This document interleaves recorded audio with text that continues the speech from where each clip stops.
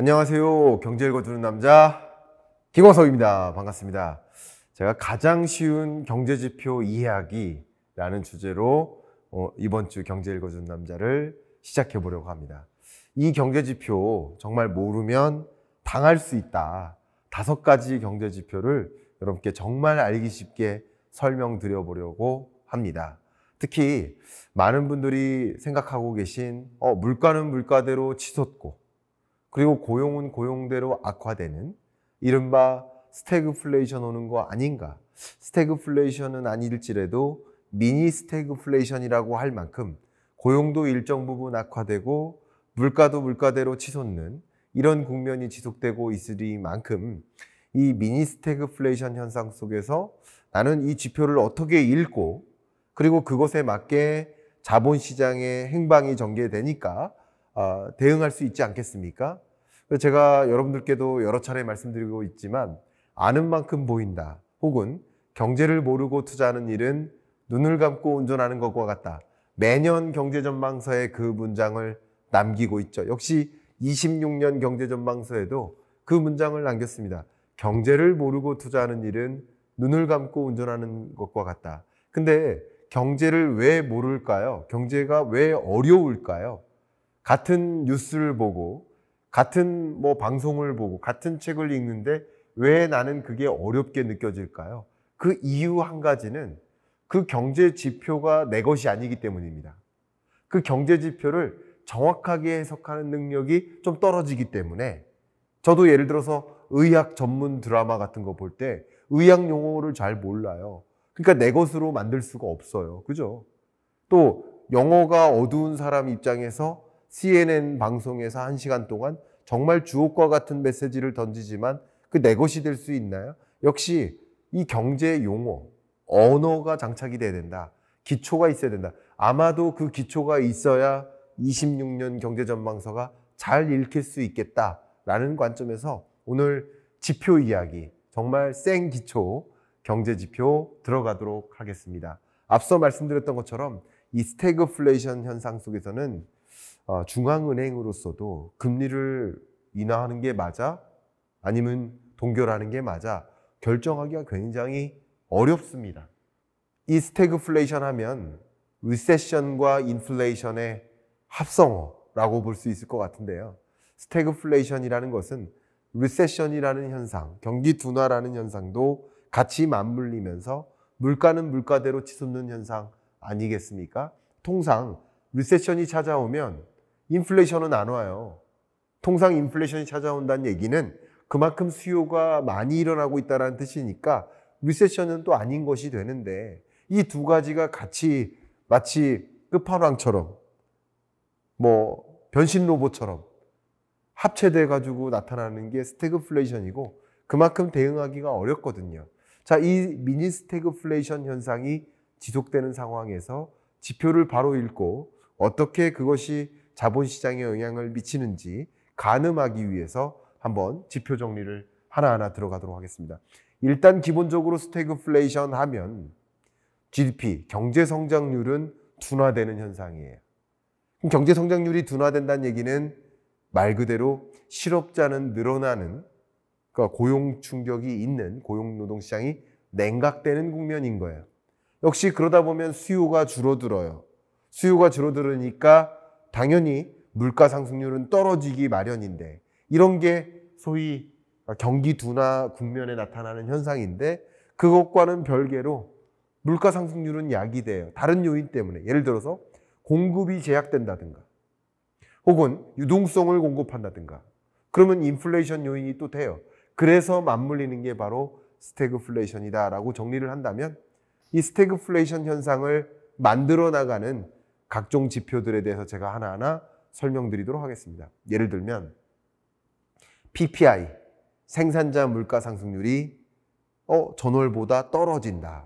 그럼 물가 상승률이 떨어지네? 떨어지니까 전월보다도 떨어지네? 떨어진다는 얘기는 물가 걱정 안 해도 되겠네. 물가 걱정 안 해도 되니까 금리 인하 해도 되겠네. 금리 인하 못하는 거 아니겠네 라는 생각을 하겠죠. 자, 완전 생기초입니다. 여러분 이미 알고 계신 분들은 안 보셔도 되겠습니다. 왜 이렇게 기초적인 얘기를 하냐 라고 댓글 달지 말아주시길 바랍니다. 완전 생기초로 들어가겠습니다. 근데 CPI 물가 상승률도 보시는 것처럼 바닥을 찍고 상승하는 모습을 보여요. 인플레이션 현상 아닌가? 이거 확실히 잡힌 건가? 이런 질문들을 하십니다. 그런데 일단 첫 번째, 지금 제시해드린 모든 물가 상승률 지표는 물가가 아니라 물가 상승률이다. 물건의 가격은 떨어진 적이 없다. 우리나라 물가 지표를 보셔도 파란색 바그래프 보세요. 한 번도 물가 지표는 떨어지지 않고 있는 겁니다. 역사상 한 번도요. 팬데믹 경제 위기 때도, 글로벌 금융 위기 때도, IMF 외환위기 때도 물가는 떨어지지 않고 전년보다 올랐어요. 그러니까 물가는 떨어지지 않는다. 그러니까 여러분들이 혹시 물가 상승률이 이렇게 오르고 있다, 떨어지고 있다 하는 현상을 보시면서 아니 나는 물가 떨어지지 않고 있는데 나는 물가, 체감 물가 엄청나게 높은데 그건 체감 물가인 거고요. 나는 물가 치솟고 있는데 왜 물가가 떨어진다고? 물가가 아니라 물가 상승률이 떨어지는 것이다. 그리고 물가 상승률이 올라가는 것이다. 그리고 여기서 말씀드리는 이 물가 상승률은 무슨 개념이에요? 전년 동월 대비 물가가 상승하는 것이다. 어제 대비가 아니라 지난번 여러분들이 구매했던 그 오이 가격 혹은 그 배추 가격보다 더 올랐다. 이게 아니라 전년 동월 대비 물가의 레벨이 460여 가지 소비 품목, 458가지 소비 품목 전반에 걸쳐서 가중평균이죠. 평균적인 등락률이 어떤가. 근데 여러분들이 자주 마트에서 구매하시는 이런 채소 가격은 등락이 심하지만 또 대부분의 물건들은 어제 가격이나 오늘 가격이나 1년 동안 변함없는 것들도 많아요. 라면 그 표식 가격, 새우깡 과자 표식 가격. 여러분들이 미용실 가시면 저도 이렇게 그 머리를 깎는데 머리 깎는 서비스 가격. 그게 매일 바뀝니까? 매월 바뀝니까? 1년 내내 안 바뀌기도 하잖아요. 바로 그런 얘기입니다. 대부분의 표식 가격은 변함이 없기 때문에 여러분들이 일정 품목의 가격 등락률에 민감하실 수 있지만 그건 체감 물가예요. 그러나 대부분의 물건들은 가격의 변함이 없다. 그렇기 때문에 물가 상승률이 사실 여러분들은 40%, 50%, 100% 물가가 상승한다. 이렇게 하시는 분도 계시지만 보시는 것처럼 물가 상승률이 올라봐야 2.9, 3.1 이런 것이다. 그래서 물가와 물가 상승률을 좀 구분하십사. 이렇게 말씀드리고 그 물가 상승률마저도 전년 동월 대비 오르는 폭이 여전히 2.9%로 유지되고 있다. 이 얘기는 여전히 물가가 2.9% 오르고 있다. 이게 바로 물가의 개념입니다. 그래서 지금부터는 물가 상승률로서 물가를 계속 진단해 나갈 것이니까, 그리고 그 물가 상승률은 전년 동월 대비 그 가격의 등락률로 설명을 할 테니까 여러분들이 나는 물가가 오르는데요 이렇게 반응하지 말아주시고 물가 상승률로서 거시경제를 이해했으면 좋겠다. 그래서 굳이 따진다면 우리가 물가에 관심 갖는 이유는 뭐예요? 물가가 너무 높아. 그럼 금리를 인하할 수 없어. 혹은 물가 상승률이 낮아지고 있네. 그럼 금리를 인하해도 되겠네. 금리 결정에 따라서 자본시장, 주식시장, 코인시장에 영향을 미치니까, 그러니까 우리가 그런 개념으로서 자본시장에 미치는 영향 요인으로서 그 금리 결정에 영향을 미치는 그 변수, 그 지표로서 물가를 받아들이니까 그 물가는 내가 체감하는 물건의 가격이 아니라 물가 상승률의 개념으로서 받아들여 주시길 부탁드립니다. 자, 그러면 인플레이션을 진단할 때 물가 상승률이 올라가고 있네, 떨어지고 있네 라는 것을 판단하실 때 그 부분은 이제 이해가 되셨을 것 같습니다. 근데 여기서 많은 분들의 질문은 PPI는 뭐예요? CPI는 뭐예요?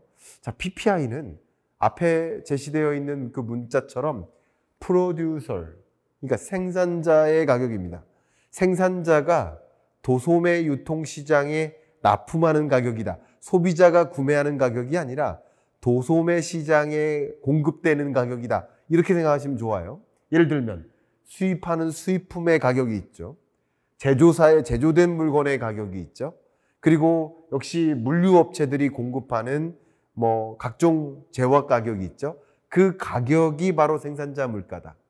그러니까 생산자 물가가 결정되어지면 그게 결과적으로 소매 단계까지 가서 소비자가 구매하는 거잖아요. 그럼 소비자는 그 소매 점포에서 구매하는 제품의 가격 혹은 그 서비스를 이용하는 서비스 가격, 그게 바로 CPI, Consumer Price가 되지 않겠습니까? 그래서 PPI와 CPI를 이렇게 구분할 수 있겠습니다. 근데 그 관계를 말씀드리면 생산자가 도매업체에게 납품하는 납품 가격이 PPI, 생산자 물가라고 한다면 그게 이제 딜러로 가요. 리테일러로 가요. 그 리테일러가 소비자에게 판매하는 소비자 가격이 CPI인 것이다. 그런데 관세가 부과됨에 따라서 PPI는 자극될 수 있어요. 근데 PPI가 올라갔다고 해서 만약에 유통업체에게 그렇게 높은 가격으로 납품을 할 수 있을까요? 안 할 수도 있죠. 그리고 유통업체가 가격이 좀 올라간다 하더라도 그만큼 표시 가격을 뜯어 고칠 수 있나요? 표시 가격은 바로 곧바로 뜯어 고치기가 어려워요.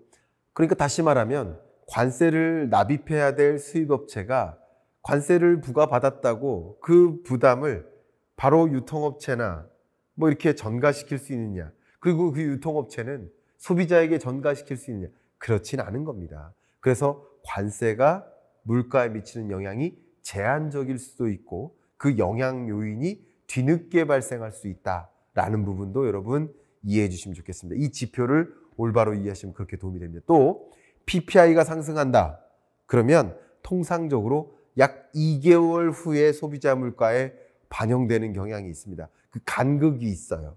그러면 지지난달에 생산자 물가가 상승하면 그게 대략 한 2달 정도 지나서 소비자 물가를 추가적으로 자극할 수 있다. 이제 PPI, CPI 두 가지를 충분히 구분하실 수 있을 거라고 생각이 됩니다. 그럼 거기까지는 좋은데 왜 미국 물가 지표에는 CPI도 있고 PCE도 있어서 나를 힘들게 만듭니까? 나를 복잡하게 만듭니까? 라고 하시는데 이렇게 말씀드릴게요. 이렇게 물가 지표가 두 가지나 있다는 것은 소비자 물가 지표도 CPI, PCE 두 가지를 미국은 다 가지고 있다는 것은 그만큼 통계 선진국이라는 뜻이에요. 통계 선진국답게 글로벌 비교를 위해서 한국 너네는 PCE 없지? 유로피언 국가들 너네 선진국이지만 너네들도 PCE 없지? 그 CPI라는 통계는 다 있지? 그러니까 우리 국제 비교하기 위해서 CPI라는 기준을 가지고 똑같이 만들어서 똑같이 물가를 측정하자. 저도 이 통계 관련 전문가 회의, 예를 들어서 OECD 회의나 이런 데를 가보면 실제 우리나라가 구축한 통계 수집 장치, 그리고 다른 OECD 회원국들의 수집 장치, 이런 것을 매년 비교하면서 거의 같은 툴을 만들기 위해서, 왜냐하면 우리나라의 물가 상황과 다른 나라들의 물가 상황을 고루 비교하기 위한 국제 비교의 목적을 가지고 CPI라는 지표를 만들듯이, 그리고 그것을 세계적으로 일원화하기 위해서 노력합니다. 그런 것처럼 이 CPI는 어쩌면 국제 비교라는 차원에서 뭐 자국 물가를 조금 빨리 측정하는 계기도 되죠. 그래서 매월 월 중반쯤 대략 한 14일 전후에 CPI 데이터가 발표되고, 그리고 그 월 마지막 날 금요일 저녁에 PCE 데이터가 발표되죠. 그만큼 CPI 데이터는 고용통계국에서 측정을 하고 상대적으로 PCE보다 품목수가 적어요. 25%가량 적어요. 근데 PCE는 품목수가 25%가량 더 많으니까 가계의 직접 지출, 간접 지출, 품목들을 다 포함하니까 상무부에서 이것을 계산을 하고, 그리고 품목수가 많으니까 더 정교하게 미국의 물가 상황을 판단할 수 있다라는 장점이 있죠. 그러니까 CPI는 업데이트가 더 빠르고요. 그리고 더 빨리 발표되니까 조기에 물가를 진단하거나 다른 나라와 물가를 비교하는데 적절할 수 있겠습니다만, PCE 물가는 더 정교하게 미국 물가 상황을 진단해내기 위한 자료로 쓰인다. 그래서 여기서 중요한 건 뭐예요? 사실 연준이 관심 있는 물가 지표는 PCE 지표다. 그래서 PCE는 여기 약자로 쓰여 있는 것처럼 personal consumption expenditure, 그러니까 소비자의 소비 지출과 맞닿아 있는 물가 지표다, 이렇게 생각을 해보시면 좋겠습니다. 그래서 오히려 실제 미국 소비자들이 소비하는 소비 품목과 유사한 품목의 실제 물가를 반영한, 정말 미국 국민들이 체감하는 그 물가를 보여주는 그런 지표다. CPI와 PCE를 구분하실 수 있겠죠. 어쨌든 정리만 한다면 CPI는 국제 비교, PCE는 국내 물가 상황을 정교하게 진단하는 목적, 그리고 가장 중요한 특이점은 PCE가 바로 연준, 중앙은행이 생각하고 있는 미국의 물가 상황을 판단하는 잣대다. 이렇게 정리하도록 하겠습니다. 그래서 이렇게 정리를 해본다면 PPI는 생산자 물가다. 그리고 CPI와 PCE는 소비자 물가다. 근데 CPI는 소비자들의 좀 더 포커스가 되어 있고, PCE는 지출, 소비자들의 지출 그 자체에 포커스 되어 있다. 이렇게 구분하시면 좋겠고, PCE 맨 마지막 줄에 뭐라고 써있어요? Fed, 연준의 이 물가에 대한 판단을 하는 용도로 PCE를 측정한다. 결국 나머지는 거들 뿐이다. PCE가 가장 핵심적인 물가 지표다. 그리고 여러분, FMC 회의가 1년에 8번이 있죠. 제가 1년에 8번 새벽 3시에 일어나는 남자 아닙니까? 근데 8번 중에 4번은 점도표와 물가 전망, 경제 전망치, SEP가 발표되는 월이에요. 그죠? 1년에 4번. 그때 역시 점도표나 SEP, 경제 전망치에 물가 전망치가 있는데, 그 연준의 물가 전망치도 CPI, PPI가 아니라 PCE인 것입니다. 이렇게 구분 지시면 도움이 되겠습니다. 자, 그러면 이제 물가지표 중에서도 근원 물가는 뭡니까? 이 질문이 있어요. 그러면 아까 말씀드렸던 것처럼 물가에 460여 가지 소비 품목의 가격 등락률을 계산하는 게 이 물가 상승률이다. 그리고 그 물가 상승률은 전년 동월 대비 비교하는 것이다.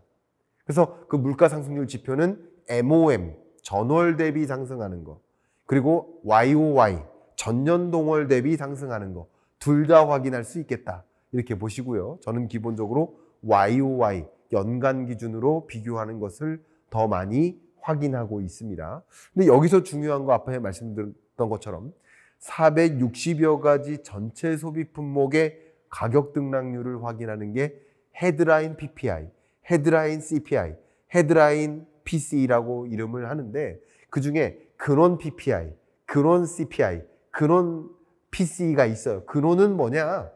이 소비 품목 중에 등분을 나눠요. 한 12가지 등분을 나눠서 그 460여 가지 중에 10여 가지는 식료품 관련, 또 한 10여 가지는 에너지 관련 소비 품목들이 있어요.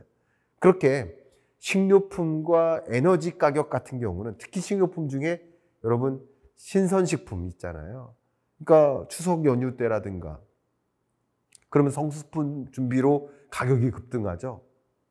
또 예를 들어서 여름 홍수철, 겨울 또 폭설, 이런 것이 있을 때마다 채소 가격은 급등락이 심하죠. 과일 가격도 급등락이 심하죠. 그러니까 이 식료품 가격 중에서도 신선식품 가격을 본다면 급등락이 심하니까. 근데 앞에 말씀드렸던 것처럼 이런 제품의 표시 가격은 2만 원 쓰여 있단 말이에요. 라면에 1,500원 쓰여 있단 말이에요. 새우깡 1,500원 쓰여 있다. 그거 매일 바꾸는 거 아니잖아요. 근데 채소 가격은 매일 바뀌어요. 그렇기 때문에 자주 급등락하는 품목들, 식료품 가격, 그리고 에너지 가격도 마찬가지죠. 전쟁 나면 에너지 가격 치솟잖아요. 그리고 경제가 침체된다 그러면 가격이 또 떨어지잖아요. 오펙 회원국들이 감사나비 한다 그러면 또 오르잖아요. 이런 것처럼 급등락이 심한 요인인 식료품과 에너지 가격은 빼고 나머지 물가를 가지고 기저적으로 물가가 상승하는지 아닌지를 확인해 보자. 그래서 근원 물가가 바로 그겁니다. 코어 PPI, 코어 CPI, 코어 PCE라고 부르죠. 그래서 근원 물가가 그 중에서도 핵심이 되고 있다. 물론 근원 물가에서도 일부는 재화 가격, 일부는 서비스 가격이니까 근원 재화 가격, 근원 상품 물가, 그리고 근원 서비스 물가로 구분할 수도 있지만, 근원 물가에 대한 개념까지 알고 계시면 이걸 가지고 기조적으로 물가가 지금 어떤 흐름인가, 계절적인 요인이나 전쟁이나 지정학적 이런 요인 때문에 일시적으로 물가가 급반등하는 그런 일이 아니라 기조적으로 그런 것을 빼고 물가가 오르고 있는가 떨어지고 있는 것을 확인하기 위한 잣대가 바로 근원 물가인 것이다. 이렇게 구분지면 도움이 되겠습니다. 이제 마지막으로 고용 지표로 갈게요. 이제 연준이 생각하고 있는 금리 결정의 잣대로서 물가보다는 고용에 주안점을 두겠다라고 했으니까 고용 지표도 굉장히 중요하죠. 그래서 고용 지표가 실업률이 더 올라가네? 실업률이 더 올라가면 고용이 더 악화되고 경기가 악화된다는 뜻인데 왜 시장은 환호해요? 그걸 bad is good, 나쁜 것이 오히려 좋은 거야. 왜? 고용이 악화되면 악화될수록 금리를 적극적으로 인하하고 경기 부양적으로 통화정책 기조를 유지하게 되니까 그러면 고용 악화, 금리 인하의 신호, 그러면 자본시장은 환호, bad is good이 되는 거예요. 근데 오히려 고용지표가 좋게 발표돼요. 금리 인하할 필요 없겠네. 그러니까 자본시장은 또 슬퍼하죠. 그러니까 고용지표가 어떻게 발표되느냐에 따라서 향후 자본시장이 좌지우지된다. 그래서 실업률이 올라가는구나 떨어지는구나 라는 것을 확인하면 좋겠습니다. 근데 실업률 기준으로 미국이 생각하고 있는 이 기준 4.5%의 실업률이 기준선이에요. 4.5를 밑도는 실업률이다. 그러면 여러분 어떻게 판단하시면 좋겠죠? 미국이 여전히 최대 고용이구나. 그러나 어쨌든 4.0, 4.2, 4.3 이렇게 실업률이 올라가는 국면이면 고용노동시장이 냉각되고 있구나. 그리고 고용시장에 해당하는 변수들은 이런 지표들은 경기 후행적 지표니까 경기가 악화됐어요. 그럼 바로 해고가 돼요? 안 되죠. 경기가 좋아지고 있어요. 바로 채용이 바로 다음날 돼요? 안 되죠. 그러니까 채용 공고와 채용 과정과 이런 시간이 있기 때문에 고용노동시장에 나타나는 이런 지표들은 경기 후행적이에요. 그러니까 지금 실업률이 이렇게 올라가는 과정은 앞으로 더 악화될 수도 있겠구나. 4.5를 기록할 수도 있겠구나 라고 가정할 필요가 있겠죠. 그러나 4.5로 가는 과정에서 경기가 냉각되고 고용이 냉각되네. 그러면 금리 인하 필요성이 있네 라고 판단할 수 있지만 그걸 가지고 미국 경제가 파탄 났어. 스태그플레이션 왔어. 경기 침체 왔어. 라고 실물 경제적으로 판단하기엔 이르다. 이 두 가지를 구분 지을 필요는 있겠다라는 것을 강조하도록 하겠습니다. 또 고용지표에서 두 번째로 중요한 게 일자리 증감이에요. 신규 일자리라고도 볼 수 있고 non-farm payroll이라고 해서 비농업 부문 일자리라고 합니다. 근데 보시는 것처럼 이 지표를 잘못 읽으면 일자리가 감소하고 있네. 아닙니다. 이 일자리는 신규 일자리, 다른 말로 일자리 증감이에요. 일자리 증감이란 얘기는 전년 동월, 쉽게 말하면 24년 8월 일자리 규모보다 25년 8월 일자리 규모는 이만큼 늘었다라는 뜻이에요. 그러니까 일자리 규모가 줄어든 게 아니라 일자리의 증가 속도가 둔화되고 있다. 증감폭이 둔화되고 있다. 여전히 일자리는 늘어나는 겁니다.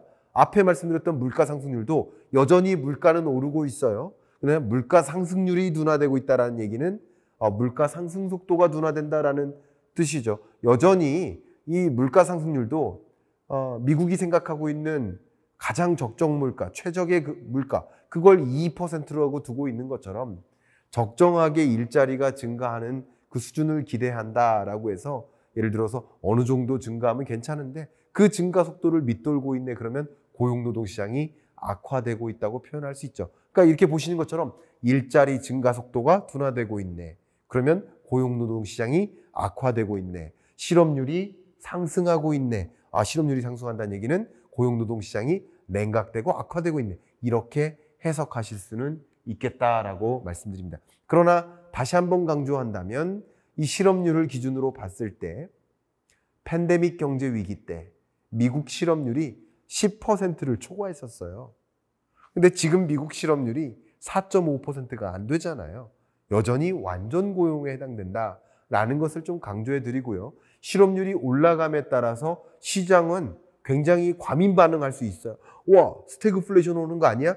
혹은 고용노동 시장이, 이건 부정적으로, 긍정적으로는 고용노동 시장이 냉각되네, 금리 인하 있겠네. 이 두 가지 반응을 굉장히 강하게 가져갈 수는 있어요. 그것은 증권 시장에서 당연히 그렇게 급등락하는 거예요. 경기는 이렇게 흘러가는데 시장은 이렇게 흘러가잖아요. 그죠? 그런 관점에서 이 지표를 이해하시는데, 이게 고용노동 시장이 붕괴됐거나 경제 위기 온 것은 아니다. 4.5% 언더에서 실업률이 올라가는 그런 현상을. 근데 그게 자본시장에는 과민 반응으로 나타나는 거죠. 호재로 받아들일 수도 있고 악재로 받아들일 수도 있는데 어쨌든 항상 자본시장은 과민 반응을 일으키는 겁니다. 예를 들어서 고용노동 시장이 붕괴됐다 이렇게 오해하고 시장이 붕괴될 수도 있고, 고용노동 시장이 여전히 악화되고 있네, 금리 인하 비컷 하는 거 아니야 이제 다음 달에, 이런 기대감에 또 역시 시장은 환호를 지를 수도 있겠죠. 그렇게 고용노동 시장의 이 지표를 가지고 해석함에 따라서 자본시장은 그때그때 반응한다라는 것까지 말씀드립니다. 이제 물가지표와 고용지표 여러 가지들을 쭉 소개했어요. 5가지죠. PPI, CPI, 그리고 PC, 그리고 실업률, 취업자 증감 5가지를 소개했습니다. 근데 총론적으로 보면 제가 계속 말씀드리는 이 통화정책 메커니즘을 보셔야 된다. 기본적으로 이 필립스 커브를 머릿속에 기억하신다면 이 전체 고용, 물가, 금리의 연관성을 생각해 보실 수 있다. 가장 기초적으로 여러분께 말씀드립니다. 실업률이 악화된다. 실업률이 더 높아진다. 고용이 악화된다라는 뜻이에요. 그 고용노동 시장이 악화되는 과정에서 물가 상승률은 떨어진다. A에서 B로 이동한다. 그럼 물가 상승률이 떨어지는 국면에서는 고용노동 시장은 악화될 수밖에 없다. 그러니까 통화정책의 메커니즘에서 물가를 안정시키기 위해서는, 물가 상승률을 떨어뜨리기 위해서는 어쩌면 경기 침체적 현상, 또 고용 악화의 현상은 용인할 수밖에 없는 것이다. 근데 물가 상승률이 다 떨어지지 않은 상황 하에서 실업률을 떨어뜨리기 위한, 고용노동 시장을 회복시키기 위한 그런 여정을 다시 한다는 것은 물가를 다시 자극하는 일이 되겠네요. 그게 결과적으로 금리를 인하했으면 단기금리가 떨어지죠. 단기금리가 떨어지면 나머지 중장기금리도 보통 떨어지는 게 정상인데 반대로 가는 일이 있죠. 이렇게 물가가 지금 물가 상황을 고려했을 때 금리 인하할 상황이 아닌데 금리를 인하하면 단기금리는 떨어지지만 이게 오히려 물가를 자극하는 영향 요인으로 작용해서 장기 국채를 보유하는데 부담을 갖게 돼요. 위험 프리미엄을 갖게 돼요. 그러면 더 많은 돈을 내야 나 장기 국채 살래요 하게 만들죠. 장기 국채 금리가 올라가죠. 그런 이상한 현상까지 일어나는 것입니다. 그만큼 이 통화정책 메커니즘을 무시하는, 독립성을 훼손하는 그런 결정은 오히려 장기 금리를 올려놓는 역할을 하기도 한다. 이 그림을 한번 기억해 주세요. 기본적으로 금리를 인하하면 기업들의 투자를 진작시킬 수 있고, 그러면 아무래도 일자리가 많아지면서 그게 소득 수준을 개선해서 소비를 늘리죠. 경기 회복이에요. 반대로 금리를 인상한다라고 한다면 이걸 악화시키고 누르는 거예요. 소비를 둔화시키고 기업들의 투자를 위축시켜요. 그러니까 물가가 잡힐 수 있는 것이죠. 역시 이게 바로 통화정책의 메커니즘이고, 그 통화정책의 메커니즘에 부합하게 금리 결정을 해나가는지 여러분들이 스스로 중앙은행 총재처럼 판단해 보시면 어떨까요? 네, 지금까지 여러 경제 지표들을 정리해서 결과적으로는 물가와 고용이라는 두 마리 토끼를 정리한 겁니다. 그래서 제가 여러분들께 경제 공부하실 때 계속 뭐라고 했어요? 내가 중앙은행 총재라면, 내가 한국은행 총재라면, 내가 제롬 파월 연준 의장이라면 지금 금리를 어떻게 결정할 것인가? 라는 질문을 여러분께 스스로 해보시고, 여러분이 스스로 금리를 결정해 보시고, 그 금리 결정 결과를 이 오답노트처럼 확인하시면서 경제를 판단하신다면 여러분께 굉장히 도움이 될 것이다 라는 말씀을 많이 드리고 있죠. 그만큼 고용과 물가는 듀얼 맨데이트, 중앙은행의 책무입니다. 고용 안정도 유도하고 물가 안정도 유도해야 돼요. 그러나 이 통화 정책의 정상적인 메커니즘상 우리는 물가 안정을 먼저 유도한 다음에 그 다음에 경기 안정을 위해서 금리 인하를 단행하는 것인데, 최근처럼 연준의 움직임처럼 다소 독립성을 훼손해 가면서 물가 안정화도 안 됐는데 물가 안정을 포기하면서 고용 안정을 위해 움직이는 이런 행보는 다시 미국의 인플레를 만드는 게 아닌가 하는 걱정을 하게 만들죠. 여러분들이 만약에 제롬 파월 연준 의장이라면, 독립성을 보장받았다면 그러면 어떻게 금리를 결정할 것인가 하는 것을 생각해 보시면 좋겠고, 여러분이 매월 혹은 매 FOMC 회의 때, 매 한국은행의 통화정책 방향 결정 회의 때 여러분이라면 어떻게 금리를 결정할 것인가 라는 질문을 갖고 경제를 바라보신다면, 한쪽 측면만 보는 게 아니라, 어떤 한쪽 측면을 미처 놓치는 것이 아니라, 혹은 나의 입장에서 생각하는 게 아니라, 난 대출이 이만큼 있으니까 무조건 금리 인하해야 돼, 나는 저축액이 이만큼 많으니까 무조건 금리 인상해야 돼 라는 식으로 이해관계 관점에서 금리 인상 인하론을 주장하는 것이 아니라, 거시경제를 보면서 어떤 금리가 적정할지를 판단하실 수 있는 그 기반 경제지표에 대한 이해가 오늘 충분히 되셨기를 바라는 마음, 그런 마음 담아서 이번 주 경제 읽어주는 남자 마무리하겠습니다. 감사합니다.